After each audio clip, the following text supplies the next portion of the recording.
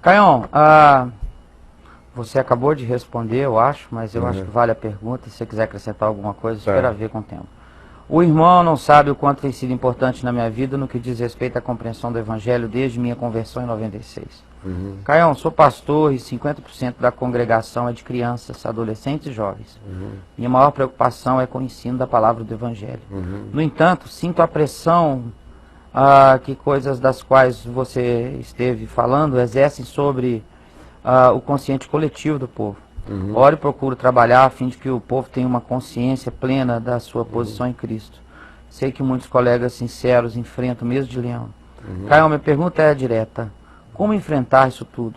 Já que a tendência é isso crescer cada vez mais no amor de Cristo, paz. Eu acho que é aquilo, é parar com o maniqueísmo, embora, na realidade, a gente viva, do ponto de vista dessa espiritualidade básica, entre anjos e demônios. Do ponto de vista da espiritualidade mais básica, a gente tem que admitir que a gente vive entre anjos e demônios, entre forças da luz e forças das trevas. Agora, a gente também tem que aprender a discernir, como eu já falei antes, que existem expressões de fenômenos que vêm com aparência de mortos e não são mortos, são fantasmagorias, aquilo que se chama de assombração, de energias residuais de um lugar onde houve muita dor, muito trauma, muita violência, muita agressividade, muito abuso. Pessoas sofrem seguidamente, acumuladamente em alguns desses lugares. Isso deixa o resíduo, isso deixa o traço. É como aquela fotografia que você tira de um monte de carros correndo numa pista à noite e você vê só aqueles traços de luz. Sim. Aqueles riscos. A fantasmagoria é o risco. Por isso elas são tão repetitivas. Sim. Os fantasmas fazem as mesmas coisas, as mesmas coisas, as mesmas coisas.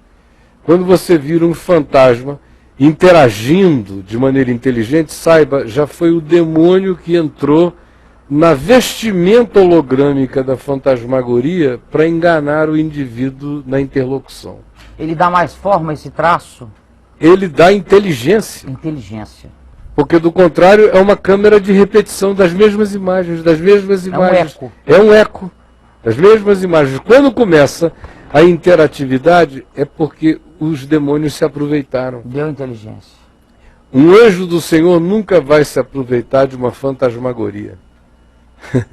Agora, os demônios adoram aproveitarem-se dela, porque está escrito: não invocarás aos mortos. E é uma maneira maravilhosamente simples de fazer o indivíduo começar a invocar mortos, é animar uma fantasmagoria.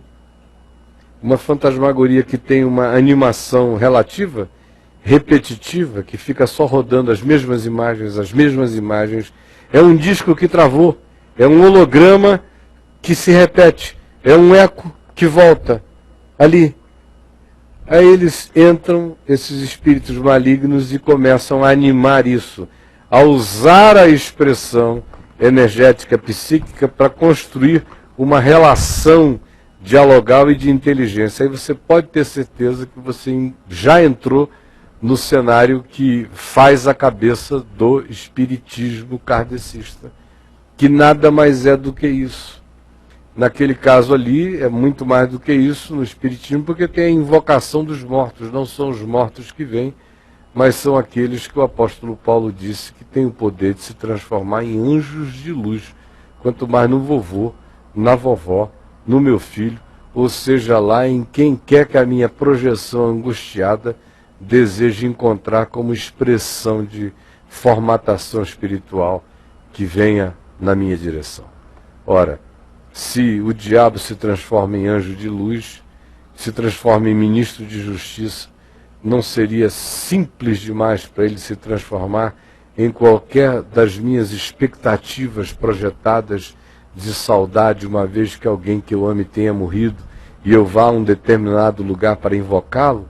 É a coisa mais simples do mundo. Agora, não há lugar na palavra de Deus, não há lugar em Jesus, não há lugar nos evangelhos para a afirmação e validação dessa crença. Existe a denúncia da palavra quanto à malignidade dela. mas para que a gente não caia nessa coisa da universal do reino de Deus, de é encosto, é demônio, até quando não é, até quando é doença mental, até quando é desordem psicológica, até quando é um outro traço de uma outra coisa, a gente tem que ter a paciência calma de discernindo o degradê das manifestações. Entre anjos e demônios cabem um mundo de fenômenos que a gente precisa discernir, fenômenos humanos, todos eles tendentes a serem usados pela dimensão das trevas, da malignidade. Todos eles. A neutralidade dessa fenomenologia acontece apenas enquanto não chegue um observador e empreste aquilo ali, o seu medo, a sua expectativa, a sua crença. Se chegar alguém que vir e em vendo repreender em nome de Jesus, acabou. Agora, se chega alguém medroso e se impressiona, inicia-se a troca. Pela troca, entram todos os canais espirituais malignos para animar esse holograma até então repetitivo e iniciar, por essa máscara espiritual, uma relação de engano, que é o que a gente vê acontecendo para todo lado. E aí, Bruno? Ô Caião, e essas adivinhações, por exemplo, o nome da sua avó, não sei o quê, isso vem, ele puxa da mente da pessoa? Às vezes é extração mental, simples, por e simples. Você induz ele a falar isso? Não, hoje tem gente com a capacidade de ler o que você está pensando aí. Sim. Eu não tenho nenhuma capacidade nesse sentido. Mas depois de estar lidando com pessoas durante décadas e décadas e décadas e décadas, numa exposição que poucos psicólogos neste país tiveram de serem expostos a uma variedade tão grande de expressões humanas, eu que não leio nada, e nunca quis ler, e não desejo ler coisa nenhuma, às vezes eu olho para os traços da pessoa, eu sei mais ou menos o que está rolando lá dentro. Sim, é verdade. Quais são os pensamentos, quais são as emoções, às vezes eu sinto na pele, de tão sensível que você vai ficando. Tem tantas formas de linguagem, tem tanta comunicação de energia que você vai aprendendo a perceber. A pessoa não disse nada e você está sabendo de um monte de coisas. Que se, por exemplo, eu fosse um manipulador cínico, eu começaria a usar essas impressões que eu tenho e que, uma vez que você devolva para as pessoas, elas dizem, meu Deus, mas é isso mesmo? Bastava eu vesti-las com uma aura, eu imantá-las com um significado místico, que elas iriam dizer, o Caio sabe o que eu penso, e eu ia virar outra coisa na cabeça delas, quando na realidade é só uma percepção humana, pelo treinamento, pela sensibilidade, pela empatia, pela simpatia, pela solidariedade e pelo posicionar-se no lugar do outro. Você vai acumulando em você um banco de percepções extraordinário, um capital cognitivo, percepcional, fabuloso sobre a condição humana. É verdade. Então, independentemente de vozes do diabo, existe desde esse elemento simples de percepção, que eu acabei de narrar, até aquele outro de natureza mais fenomenologicamente paranormal, de gente que lê mesmo o que está na sua mente e diz, e aí inicia uma relação de dependência em relação àquele que porventura seja o que sabe. E se ele for mal intencionado, se essa pessoa for já era, ou se ele particularmente foi enganado e disser, como muitos são, bom, isso aqui foi revelação do mundo espiritual, eu sou um médium. Aí. São os espíritos que estão me mostrando isso. Aí ele embarca nessa e vai enganando e sendo enganado. Enganando e sendo enganado. Esse é o problema de quem está nessa. Ele não só está enganando, mas está sendo enganado.